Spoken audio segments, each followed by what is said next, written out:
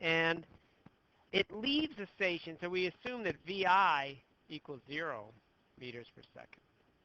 The acceleration is 1.5 meters per second squared, or 1.5 meters per second for every second, right?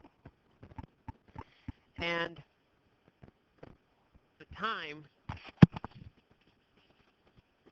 I don't really know how to use these. Yeah.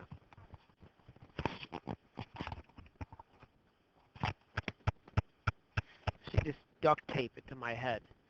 Delta T is 25 seconds. All right, and then what is the final speed of the train? How far does it go? So it moves along the track, right?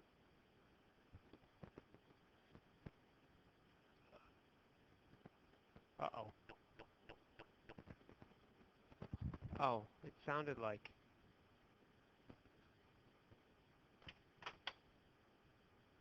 Select surfaces.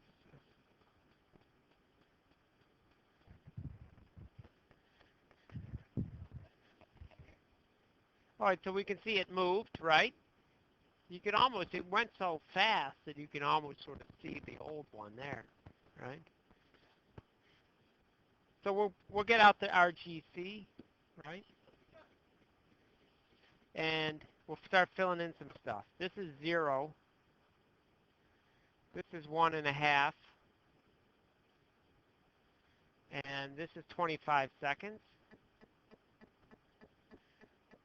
Now, we could come up with the final speed. The final speed is the initial speed plus how much speed you gain from the acceleration. So that's this equation right here.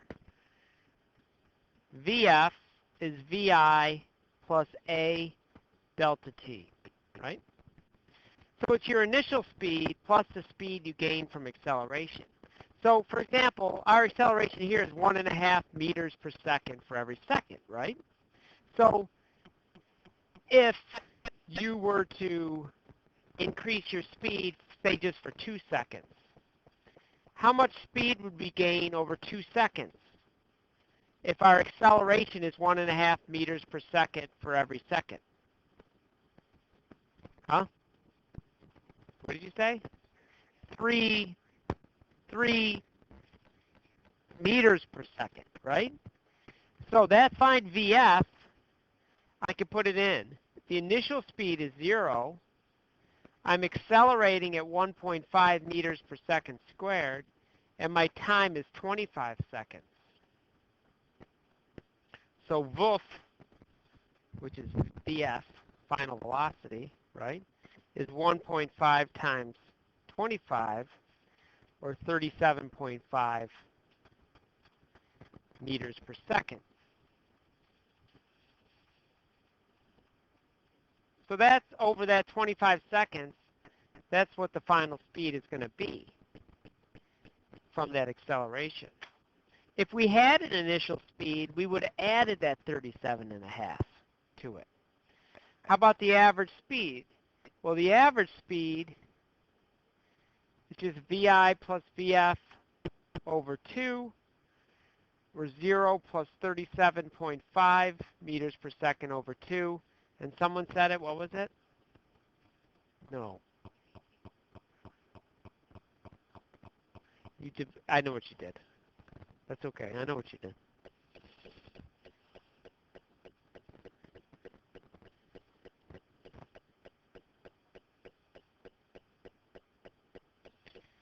.75.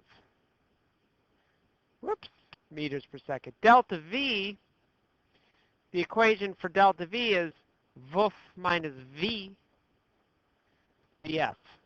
The final velocity minus the initial velocity, which would be 37.5 meters per second minus 0 meters per second, equals 37.5 meters per second.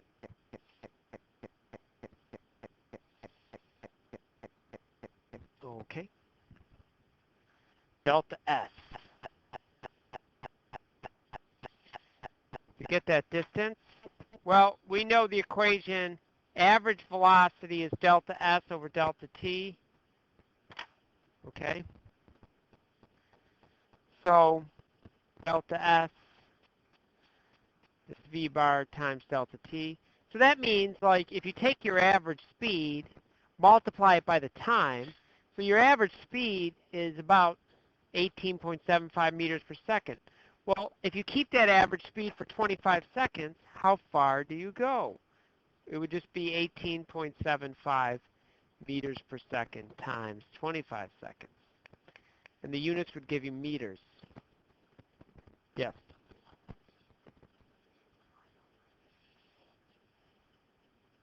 Well, because an average, you could get your distance you traveled divided by the time you took. There's that description of it. But since it's a constant acceleration, you can also take your initial velocity and final velocity and divide those by 2. Bless you. So what's the average of 6 and 8? 7. So you can get it that way too. Yeah. Well, we don't have delta S yet. Yeah.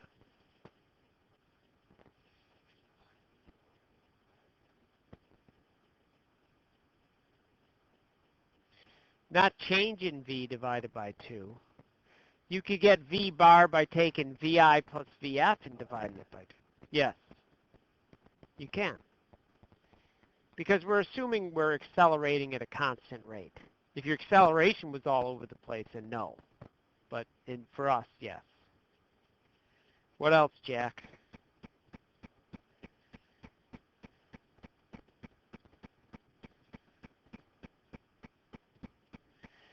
$468.8 around meters. That's how far the train went. About half a kilometer. So trains take a long time to get up to speed, right?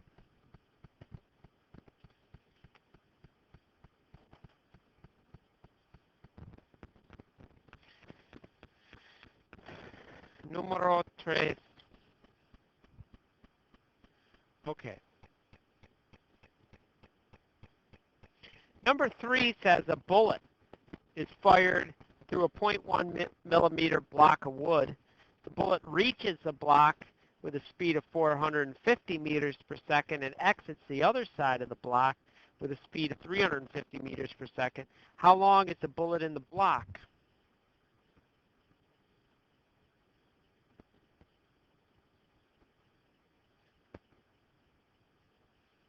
Block.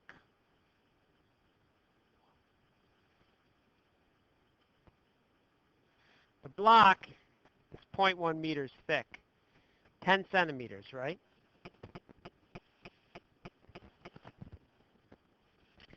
You see the 10 centimeters?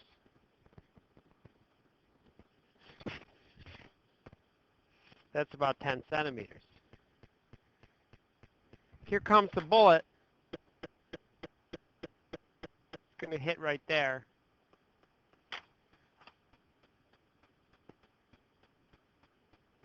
This bullet's coming in at a VI of 450 meters per second. Okay? The bullet's going to exit the other side of the block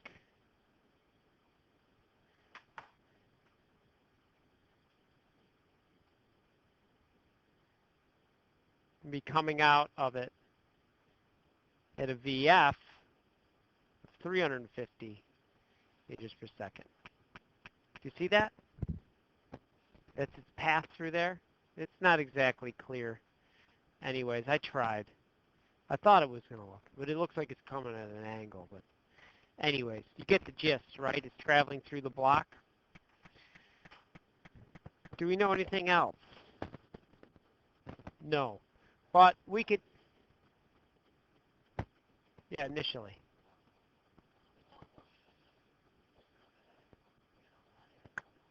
Yeah, let's put that on. 0.1 meters. We know, yeah, 450, 350,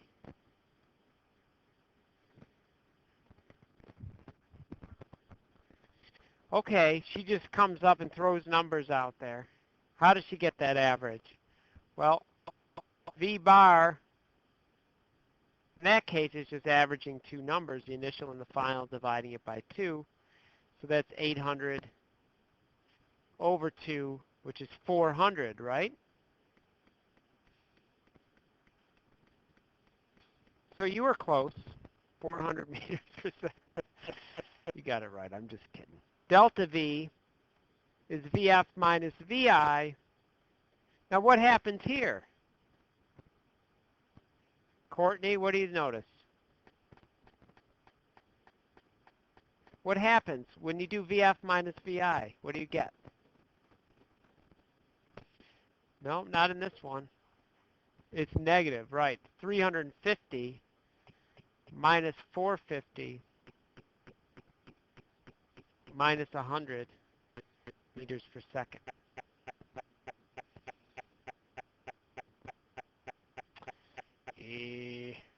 What else can we get?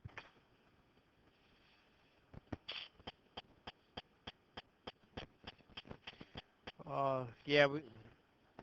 How do we get delta T?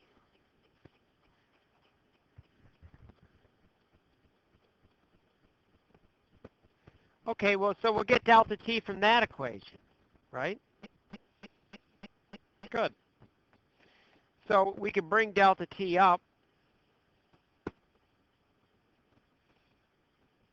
Ooh, it's TV. Everybody likes TV.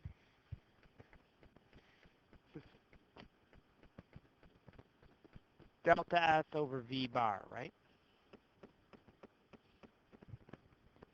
So delta S was 0.1 meters, and V bar is 400.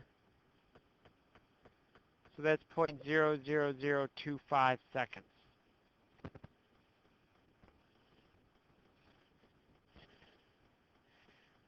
Now I wish I could claim that I was really good at doing math in my head, but I just have done this problem, so I knew what it was. I mean, it makes sense now, but, well, it's just, so how about acceleration? Minus 100. Oh, the acceleration is negative. Does that make sense?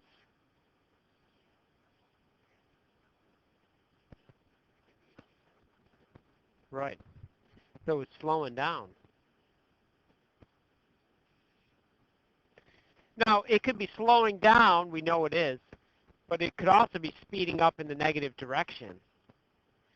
So this only takes 0.00025 seconds, which gives you 400,000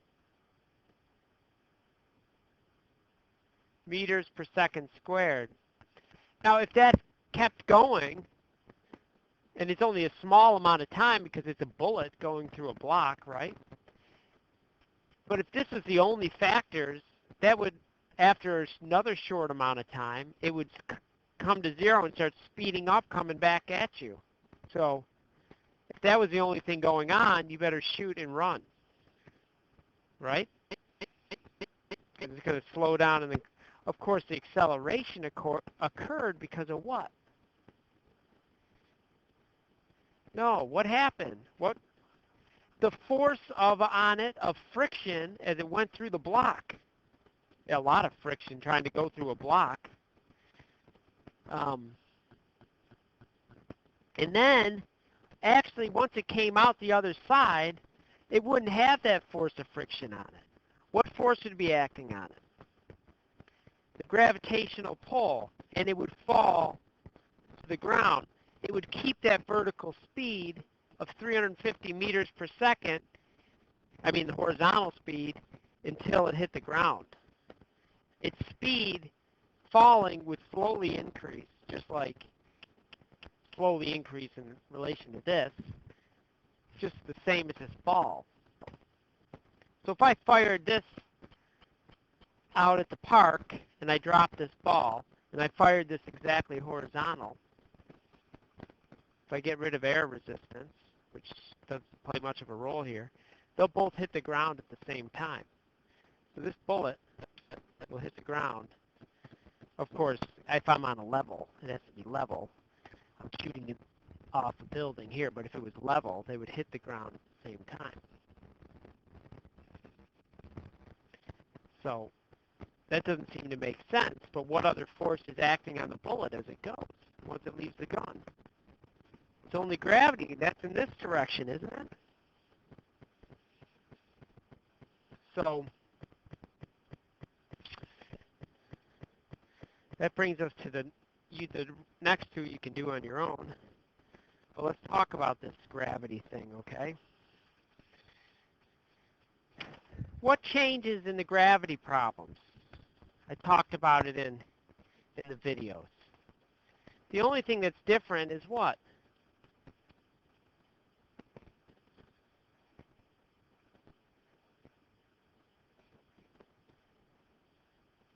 Yeah, and that acceleration downward on Earth is what? Meters per second forever. So that means, let's just talk speed for a minute, so we'll get rid of the negative part. Climb up to a giant cell phone tower, okay? Do it, it's fun. Actually don't. And then drop a ball off. Neglect air resistance. Or Tommy, you could drop Tommy off. Just make sure there's a bowl of water for him to land in.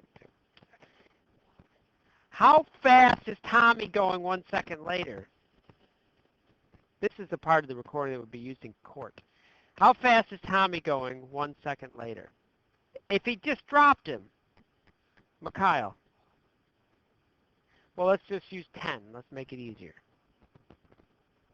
How fast? 10 meters per second, right? 2 seconds later. No, 10 to 20. 3 seconds. 4 seconds. Now, he's right at 5 seconds. He's about to hit the bowl of water. How fast is he going right before he hits it? 50 meters per second, right? Okay, so now let's take 2.7 meters up the wall. Oh, and since I made fun of Tommy, not really, but you can do the recording on this. Now what I'm going to do is I'm going to drop this at 2.7 meters. Now I do that because I know the height of the green roof from the top is, I've done it before. It's good. They must have got the memo. Right there. Okay. So I'm going to drop it. It's basically me standing. Me with my hands up on this chair is about 2.7 meters. So out there it's about double. So you're going to time this. I'm going to go 3, 2, 1. You're going to start it, and you're going to stop it when it hits. Okay? Now I chose you because you're kind of a fidgety little guy, right?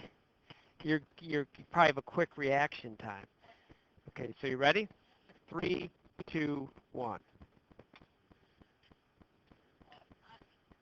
Well, how much though? Really? 0.64. Okay. So we saw that this took,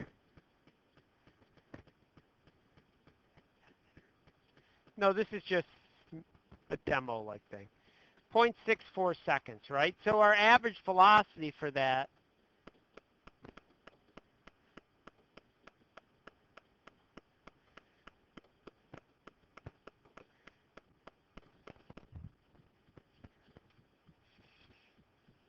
was